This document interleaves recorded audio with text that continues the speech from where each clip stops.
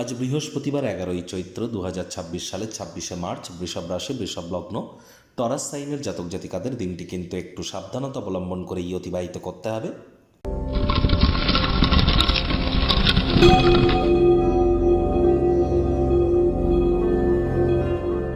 ভিডিওটির শুরুতেই স্ক্রিনে আপনারা দেখতে পাচ্ছেন শ্রীরামজির প্রণাম মন্ত্র।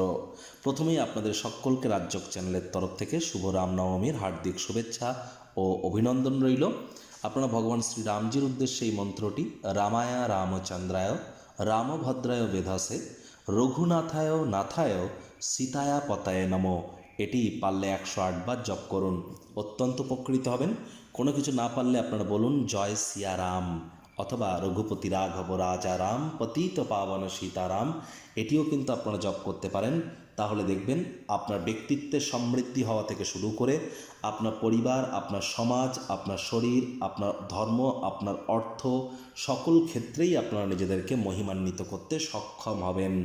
বন্ধুরা, আজ কিন্তু আমরা যেটা দেখতে পাচ্ছি সেটি কি, দিনটি কিন্তু আপনাদের ক্ষেত্রে খুবই গুরুত্বপূর্ণ।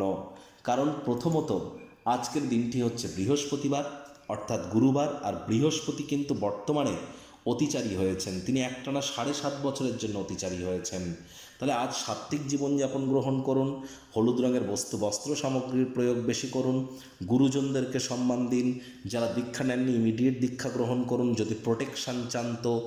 আর হ্যাঁ, আজ অবশ্যই যারা দীক্ষা নিয়েছেন তারা 108 বার গুরুমন্ত্র যেন জপ করতে ভুলবেন না। ভাগ্যমিটার আজ আপনাদের বলছে 4 আউট অফ 10 ভাগ্য আপনাদের অনুকূলেই থাকবে।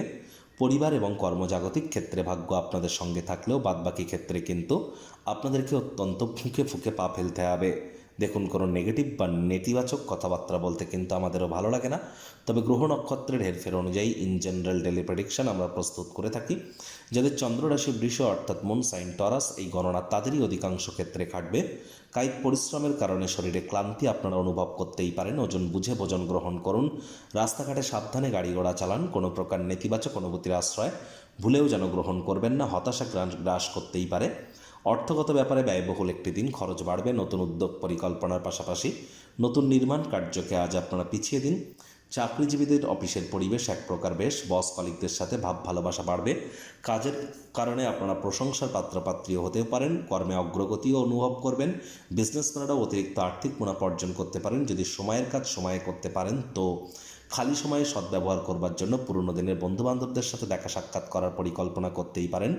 রাজনীতিবিদ যারা আছেন জনসংযোগ বৃদ্ধি করুন, সমাজে পপুলারিটিও বাড়বে। শিক্ষার্থী বিদ্যার্থীদের পড়াশোনায় মনোযোগ আরও বৃদ্ধি করতে হবে উচ্চশিক্ষার জন্য। যারা বিদেশ যাত্রার কথা ভাবছিলেন ভাগ্যদেবী আজ আপনাদের পক্ষে নেই। সন্তান সন্ততি থেকে থাকলে তাদের দিকে সজাগ দৃষ্টি বজায় রাখুন। হাউস ওয়াইফ যারা আছেন দিনের শুরুটা তাড়াতাড়ি করুন। প্রেমিক প্রেমিকা স্বামী স্ত্রী না ভাব ভালোবাসা রোম্যান্স না তর্ক বিতর্ক অশান্তি কোনোটাতেই বাড়াবাড়ি যেন করবেন না। অন্যান্য দিনের ন্যায় আজকের দিনটিকে সাধারণ হিসাবে ট্রিট করবার আপ্রাণ প্রচেষ্টা আপনাদেরকে করতে হবে। শত্রুপক্ষ বিরোধী পক্ষ একটু হলেও শক্তিশালী থাকছে। গৃহের পরিবেশ ঠিকঠাকই থাকবে। রাগ কিন্তু স্বল্প পাগলামির একটি রূপান্তর মাত্র। রাগের মাথায় জীবনের ব্যাপারে কোনো প্রকার সিদ্ধান্ত গ্রহণ করা থেকে বিরত থাকুন।